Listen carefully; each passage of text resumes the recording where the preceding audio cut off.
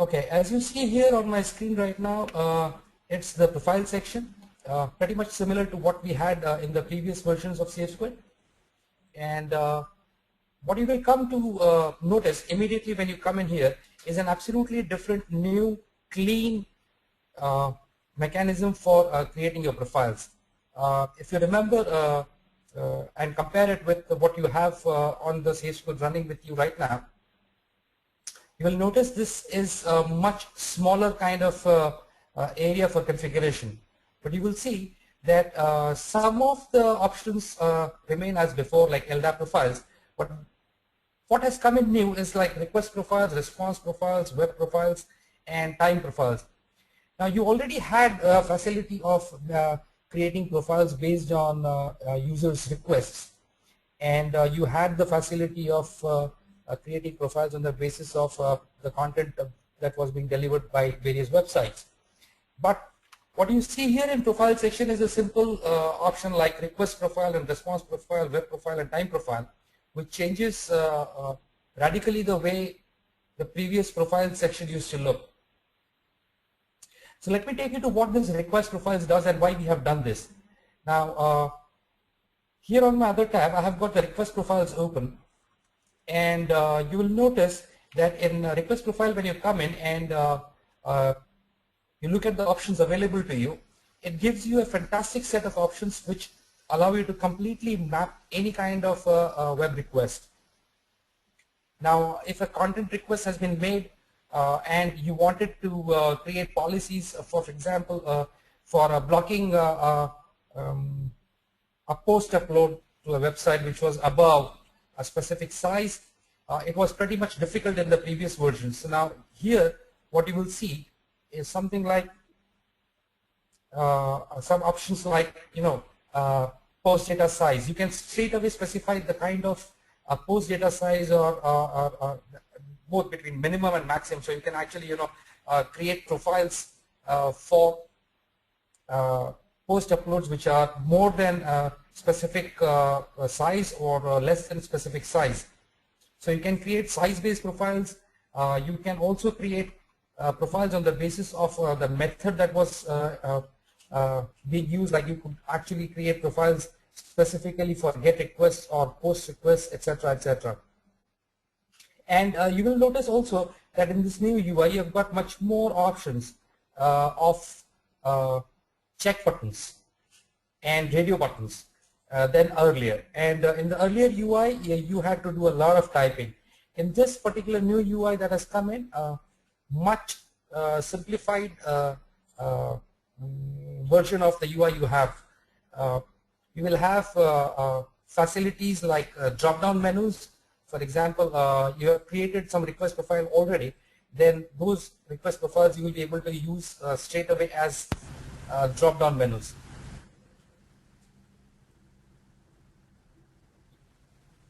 Similarly, you can create profiles based on user agents, which means you can create profiles for web applications. Let me take you to one example here.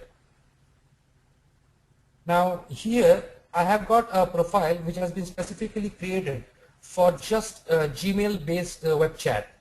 Now you can have a profile like this created which specifically binds to Gmail web chat. Now we know that the request hostname for Gmail web chat happens to be chat-enabled.mail.google.com. So that has been mapped using PCRE here. So we can create a request profile for Gmail web chat.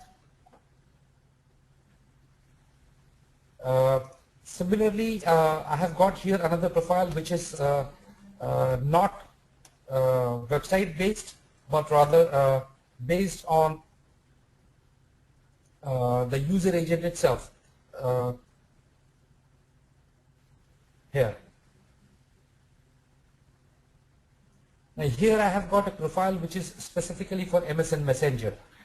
You can see here that I have created a profile here using the signature of the user agents.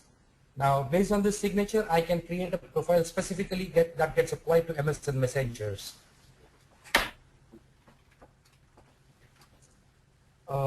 This entire new request profiling mechanism gives you an extreme flexibility, allows you to map any portion of the request to create a profile, whether it is about post data being uploaded or a particular URL that is being accessed, like you could do it in the earlier profiles, that is the legacy versions of SafeSquid.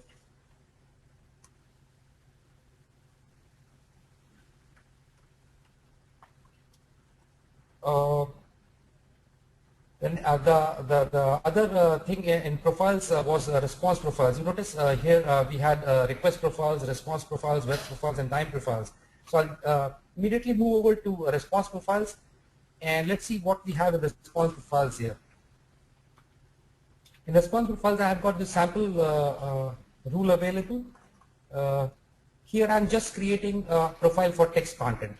Yes, as you can see, the tooltips are there like we have them always. And we are trying to make the tooltips still easier for use, and as we evolve SafeSquid SWG further, you will notice the UI becoming a lot better. Here you can actually create profiles again based on the size of the content that is being downloaded. You can create profiles based on maximum length of the content or the minimum length of the content. And of course the response header pattern, if nothing else, if one of the options here in the UI gives you direct access to it.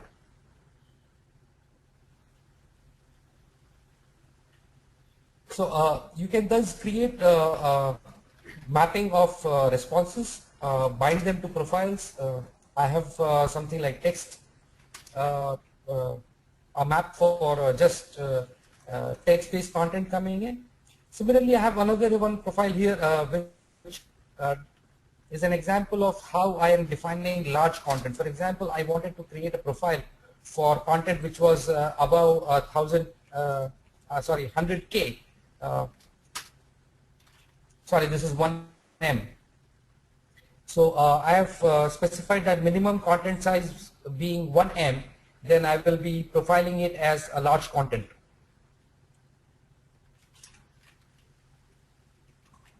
And there is another rule here that I can show to you, which is a fine example of creating a profile for content which is like video. So here we have made use of MIME type, and we have specified it for the various kinds of video MIME types. So this profile here allows me to create a policy for movies. So I have the option of choosing whatever word I would like to denote a profile, and then I can of course go back and use them all in profile section.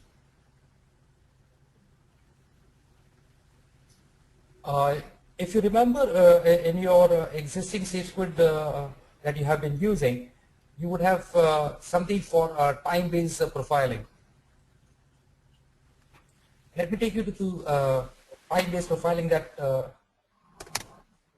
you would be able to do now. You can now create profiles for specific time periods of the day, month, year. You can create a whole plan for yourself, and you can create profiles based on time.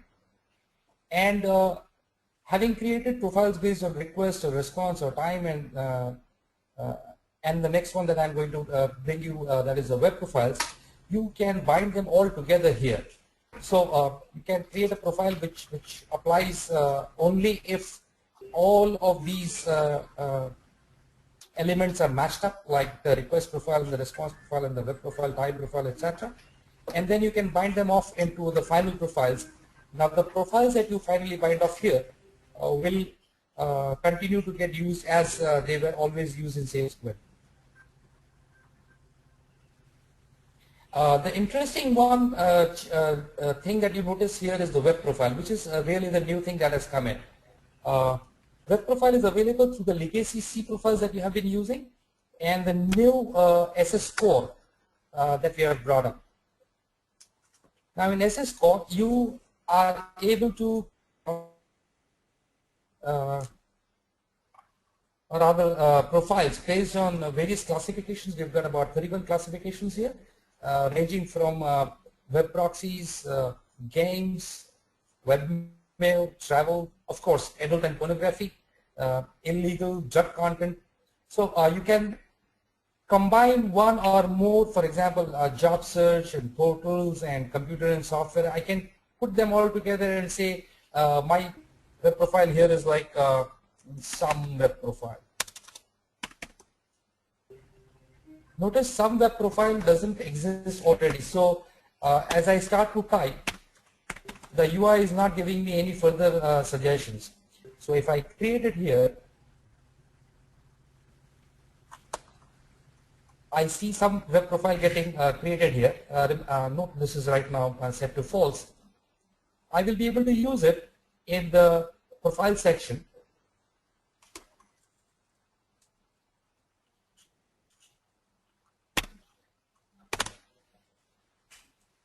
And immediately the same some web profiles will be now available for me if I am going to make use of the same property there. You see, some web profile appears here on the UI for me to make use of it as some web profile binding. And here I can again create a new profile, and this could be something new or one of the existing that it allows.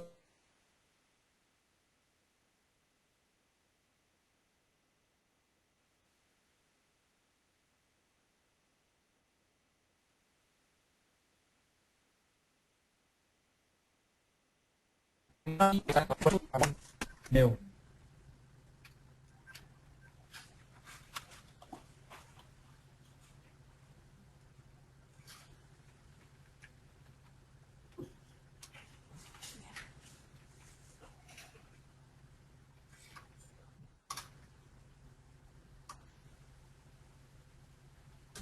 So if I use one new,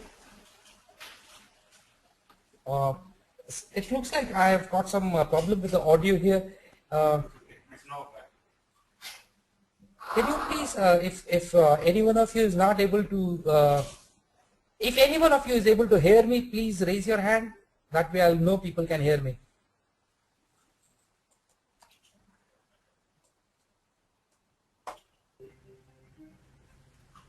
Hello?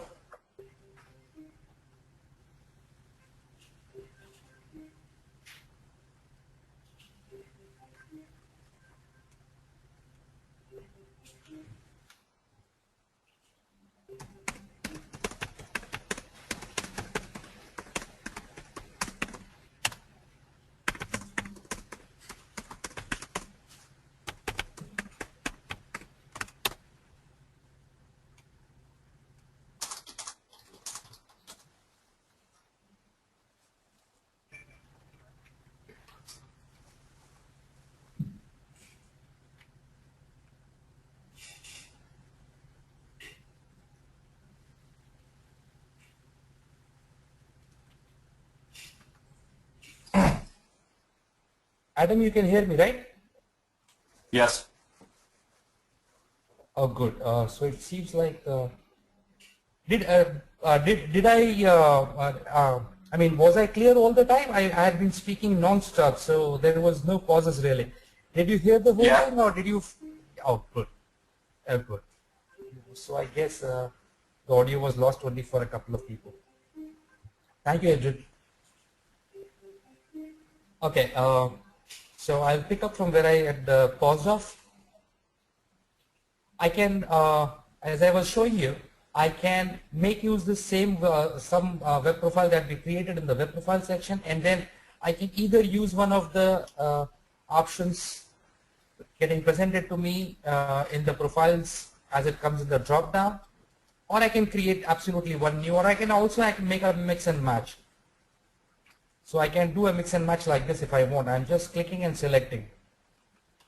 So this is something new that is coming up, the web profiles thing. The idea behind making this radical change in the profiles was to give you a very fast profiling engine. Timothy, okay, thank you, Timothy. Okay, Timothy also pointed out that he can hear me. Thank you, Timothy. Okay, so as you can see, I have just created added profiles here using some web profile, and I can bind it off into a profile or multiple profiles, and then I can use it. Now, until I actually, I have got this one new created here. If I do not click submit here, this one new will not be available into other sections where I am able to use profiles. For example, here I have just created one new, but I'm not going to click submit. The result will be when I go to any of those filtering areas like URL filter,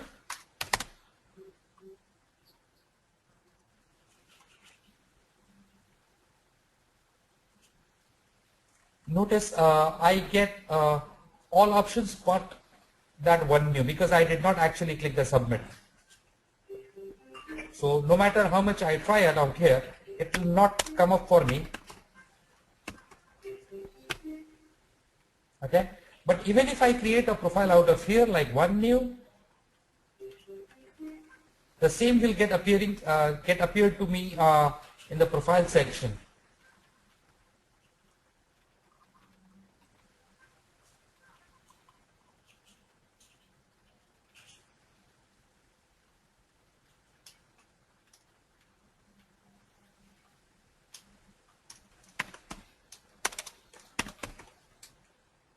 You see, actually this one new was introduced in the URL filter section, but it is now also visible to me in the profiles area. So just a little, trickery there, just a bit fancy thing. So that was what we had been playing around with the UI, and as I told you, the UI is still a work in progress. But overall, what you get is in your profile section, you get an immense possibility of being able to bind up various parameters of a request or a response and create your own profiles and accordingly create your policies. So using this new profile section will be quite an experience if you have already been using SafeSquid. The problem being, till now, all the versions of SafeSquid that you have used, the migration had been very smooth and seamless. Starting with SafeSquid SWG, you may not be able to use your existing configuration XML. So you might have to, start creating your policies from the scratch.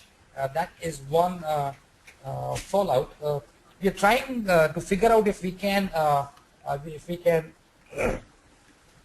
prevent it, but it does not seem very likely. Now, let me very quickly take you to the two new things that we have brought in, absolutely new ones. You already had profiles, but what you did not ever have before was a built-in in-memory virus scanner. What we have brought in now is a built-in in-memory virus scanner, which gives you an excellent throughput and very low latency. The entire transport between the proxy server and the antivirus applications that you had to use earlier, using those various antivirus connectors, that entire latency is gone. The entire scanning is now done in memory, and the section here is very easy to configure. There isn't much really. You can actually choose specific profiles that you do not want virus scanning to be done, or they want them to be done in a specific manner. You can assign a bypass for not scanning content from some place. I don't know why you would want to do that, but say if you wanted to, you still have the option.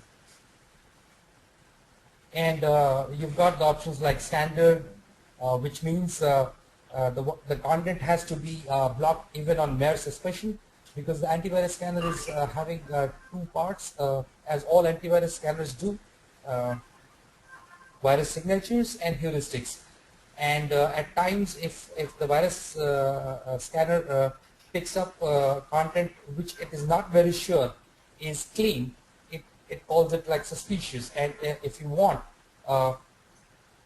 you can actually choose, the content to be blocked even if it is like suspicious. So that would be high, and you've got standard wherein a positive detection alone can be blocked.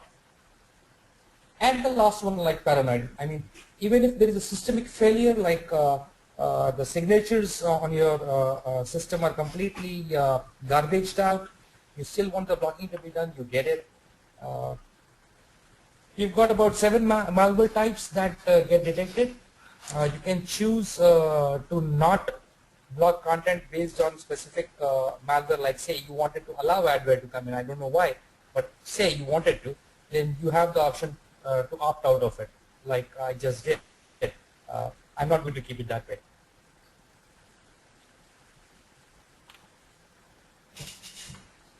Now we come into the last area of something new in SafeSquid SWG, which is the SSL.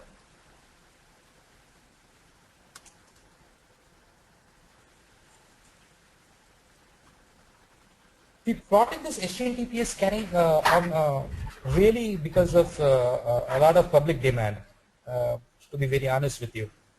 We were not very big fans of scanning inside HTTPS connections because they are basically about privacy, and they could contain vital confidential information. So we never were very big fans about it.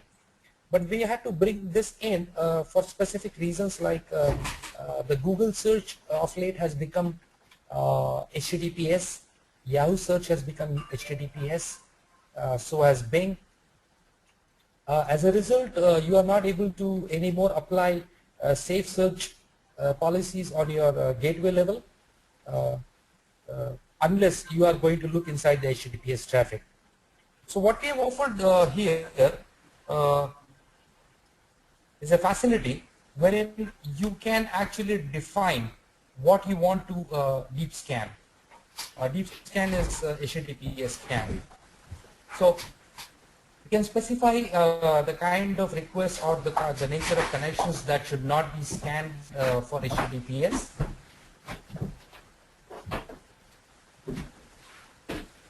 And you can also define your SSL security policy here.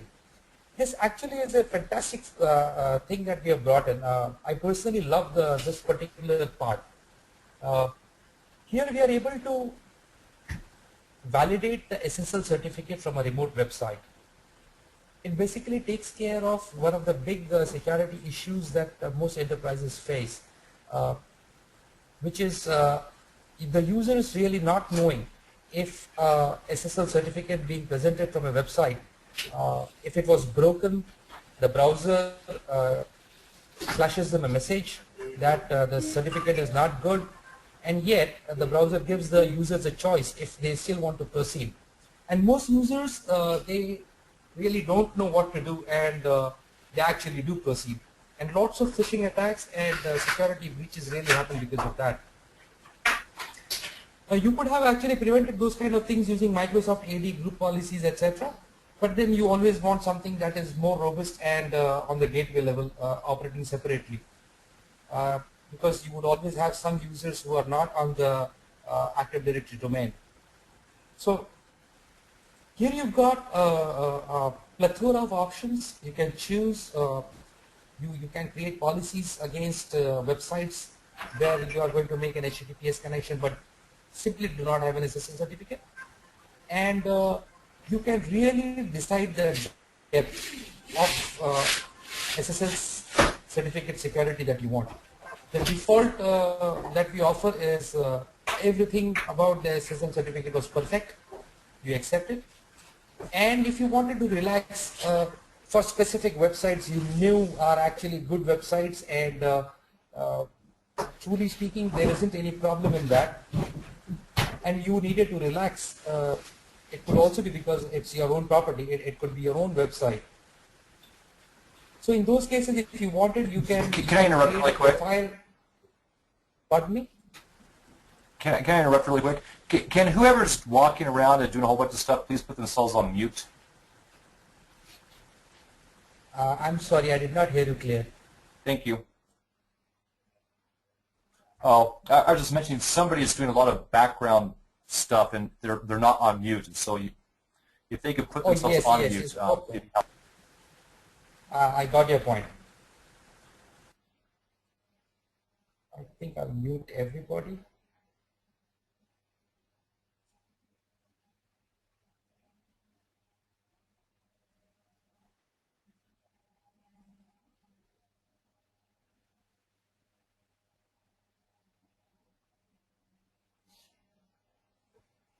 Okay. I think I have, yes, right. So I have muted off everybody. Yeah, so the background noise is now gone. Thanks for pointing that out. Okay, I paused off at the SSL certificate verification. Yeah.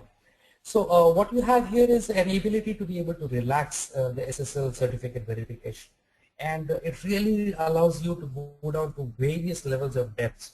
The tooltip is there, a very nice tool to tell you as to what you are exactly doing. Of course, you will not be doing much most of the times. Most of the times you are going to just keep it at X509V OK. But in case if you ever wanted to, you have the option to be able to do it.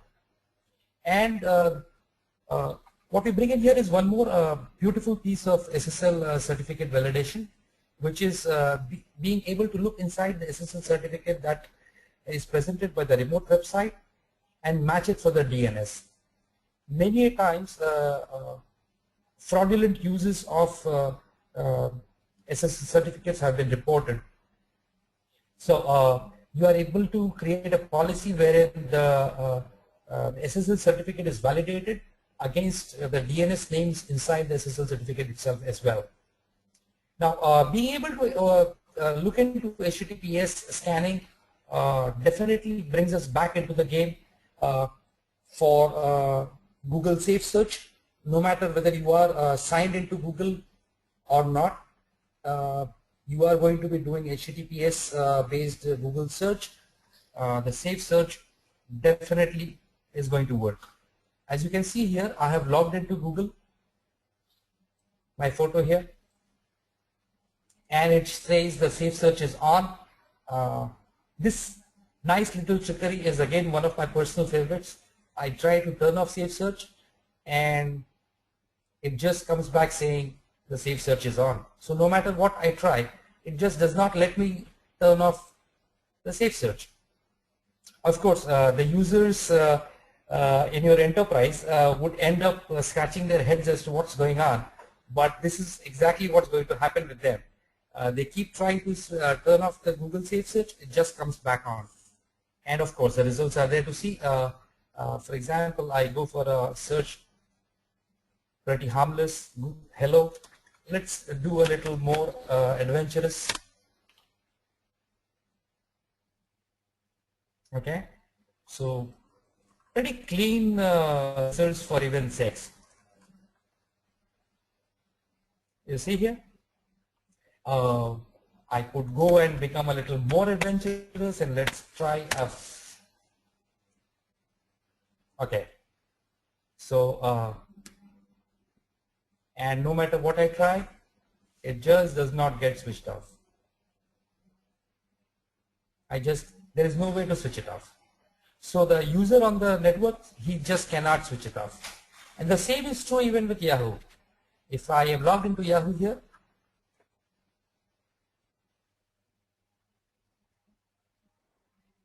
and I want to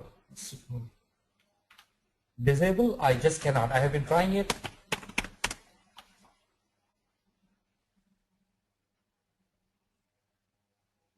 And no, nothing.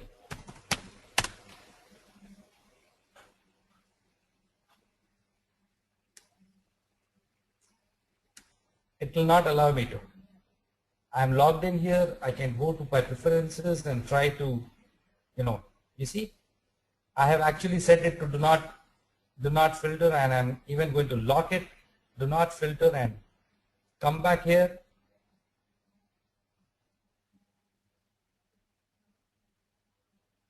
No, sir, it will not allow me. So this is something that is now possible only because we are able to do an HTTPS inspection, or actually look inside the HTTPS requests. Now,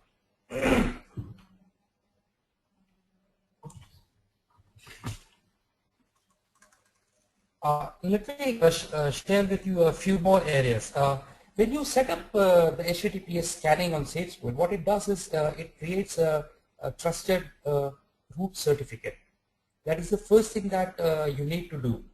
Now, SafeSquid will generate this trusted root certificate. You do not have to break your head over it at all. All you need to do is come into the security passphrase section, click on add. I have already, so you can see a rule like this here. Now, what I had to do was I had to put in a password which was encrypted, because SafeSquid is going to allow only an encrypted password to be used for the generation of an SSL certificate. Now, this SSL certificate that it generates is a trusted root certificate. If I am not going to protect it with the password, and if it gets stolen, it can be used for fraudulent purposes. So it will ask me to, for example, choose a particular password. Say I use a password like happy. It will give me an encrypted, one-way encrypted form of the password that I had chosen. That was happy. I would have come here and I would have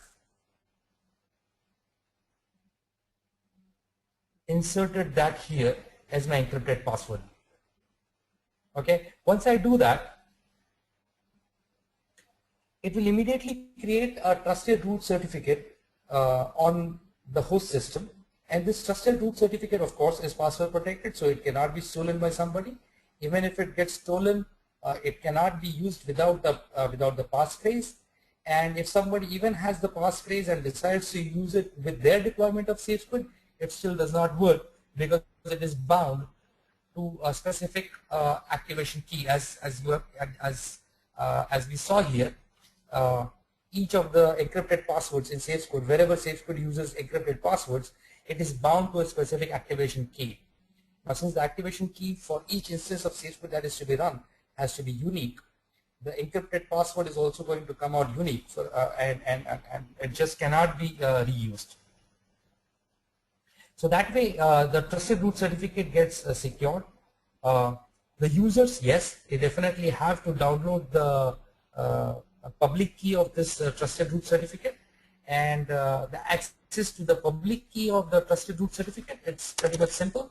SafeSquid.cfg and SafeSquid.cer. It immediately gives me the download. I'm going to just, I have already installed this certificate on my system here, so I have just downloaded and opened it up for your benefit. So I would have actually taken this certificate, and you can see the entire information details of the certificate that was generated, and I would have to install the certificate on my browser here next, and I would have to put it in the trusted root certification stores. I've already put it, so I'm not going to click on next here, but this is exactly the step that needs to be done. You can download the SafeSquid.cer, which is the public certificate for the HTTPS scanning purposes, and deploy it onto each of the browsers that are going to be using SafeSquid and are going to be subjected for HTTPS scanning. And each user can also download it directly by themselves and put it inside your enterprise. They can also be pushed through the group policies on your Microsoft AD if you have one. So the public keys are now public certificates of the HTTPS certificate that has been generated gets distributed to everybody, and thereon the user experience is absolutely seamless. The users just don't know or experience any hitch or aberration as they are surfing through. In fact, they can always validate that the certificate that is taking care of them is your certificate.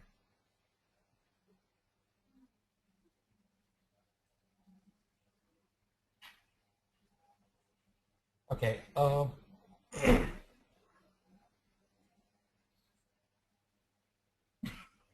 The other area that we have been working on is the statistics area. Now this is also a part of the UI which is under work right now. And as we evolve this edition of SafeSquid, the SWG, you will see a lot of changes coming up. Right now it looks pretty much ugly to me. To my own eyes, it's pretty much ugly. We have been playing around a bit. We haven't got the colors and the things like that pretty nice at this point of time. But it's got some information for you here. For example, it's telling you that the antivirus software that was being used inside SafeSquid at this point of time was last updated on so and so time. It also tells you a bit of statistics of what kind of websites people have been surfing, all the various classifications, the scores on them, and about the SS score. SS score again is the library. It also has signatures for various websites at this point of time, about 18 million, and it automatically updates itself.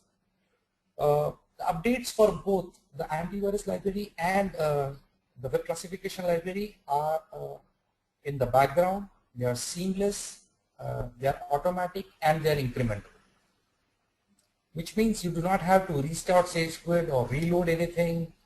It just keeps working like a clockwork. It works in the background, doesn't disturb anybody. It doesn't cause any administrative action to be taken.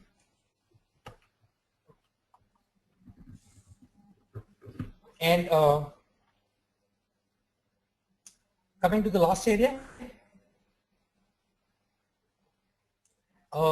since a lot much has been done with response profiling now in SafeSquid, you will be making much more use of the MIME filter. MIME filter was pretty much unused till now because most of the filtering that you were doing was just based on the requests.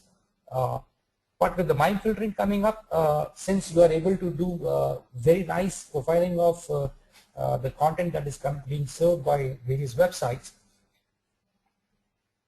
MIME filter really kicks in, because the MIME filter is the filter that comes into play after the content is being served by the website, and the URL filter is the filter that kicks in before the request goes to the website. So the best of the strategy would be in both URL filter here and in MIME filter, I would simply create one single rule which says block. Okay, you see here my URL filter contains just one entry here, profile block. I'm going to block. That's it. And I do the same in response profile, that is the MIME filter.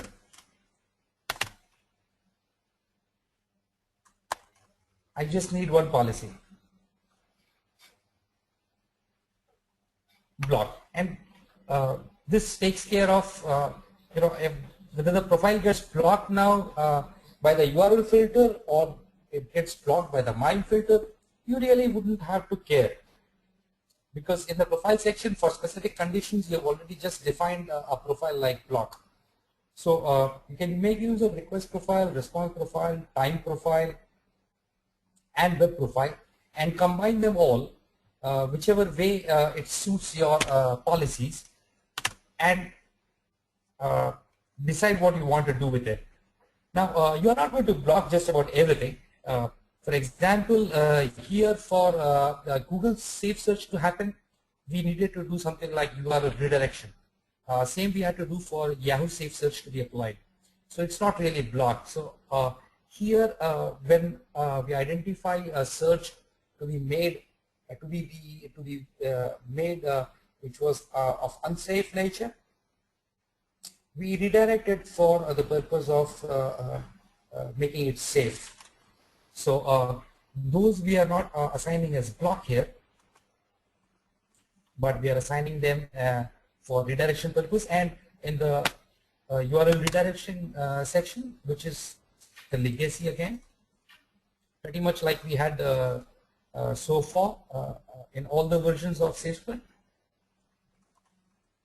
the same. Here it's for just redirection.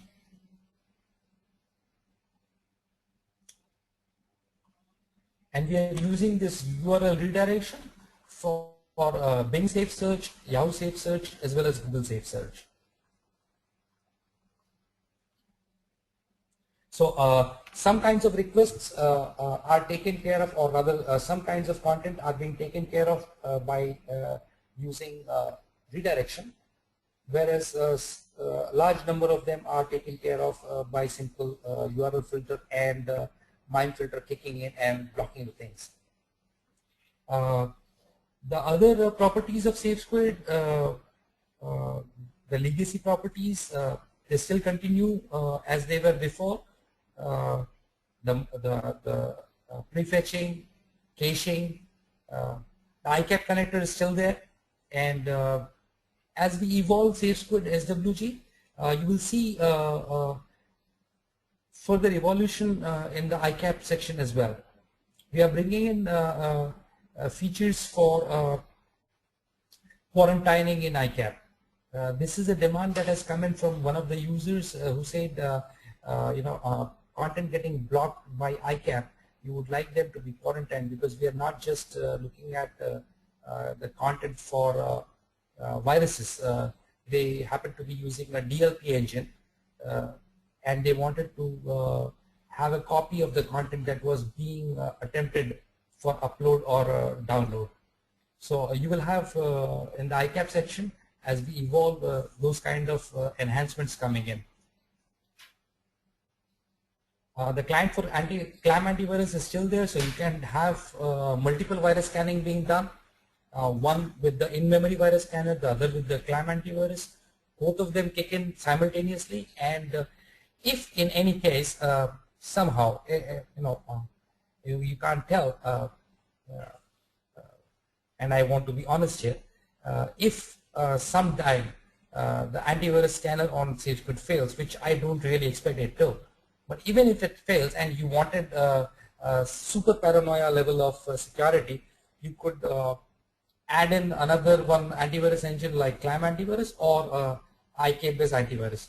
So your security on the gateway level really can become watertight now. Even the other features like cookie filters and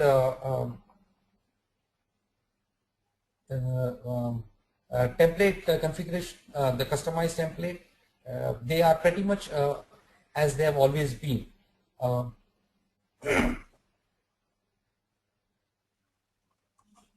I haven't created any policy here for templates, but it's as you can see, it's pretty much like what it was all in all the versions of SafeSquid before this particular version coming in.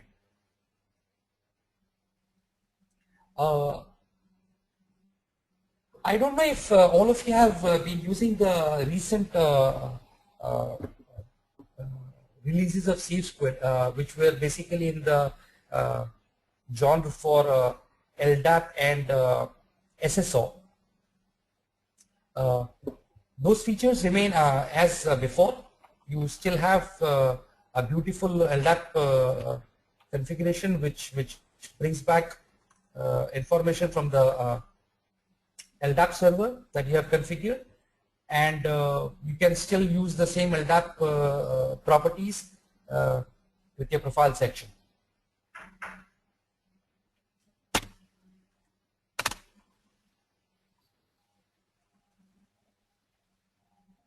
So this particular policy, for example, here Bing Safe Search, if I wanted it to not apply to a specific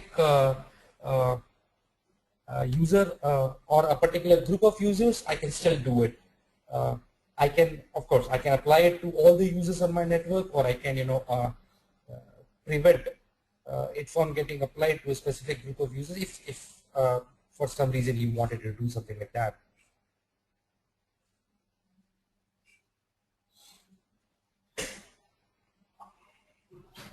Okay, gentlemen, we have just reached the time to end the webinar, uh, and I'm ready to take questions. So if any of you has a question, just raise your hand, and I will unmute, or uh, you can even put it on the chat there.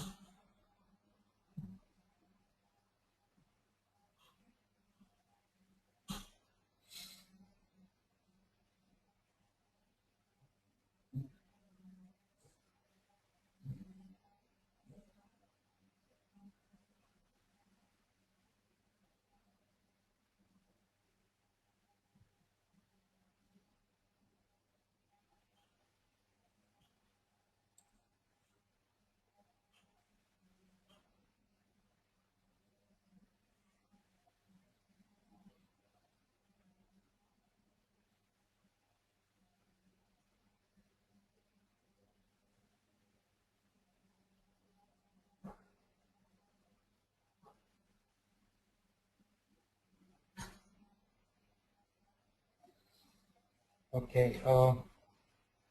Either I have put everybody off to sleep, which means I did not do a very good job, or uh, or maybe I was really clear in what I had to say.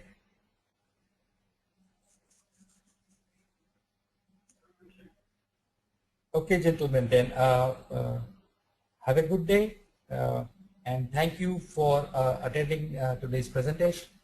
And if you have any questions, you can definitely send them to Sudipta or me. SafeSquid SWG is now available for your tests, so if you want, you can uh, contact Sudipta or me, and we can have copies of it available for you. It will be available for public downloads as well within the coming week. So you will be able to download any which ways from the SafeSquid website in the coming week, and you can do a deploy on your network and take a test of it. And if you have any difficulties when you are trying to deploy and give it a spin, of course, the tech support team of SafeSquid is always there on the standby, and they'll be more than happy to help you out with it. Okay, so we come to the close. Thank you, gentlemen. Thank you very much for attending.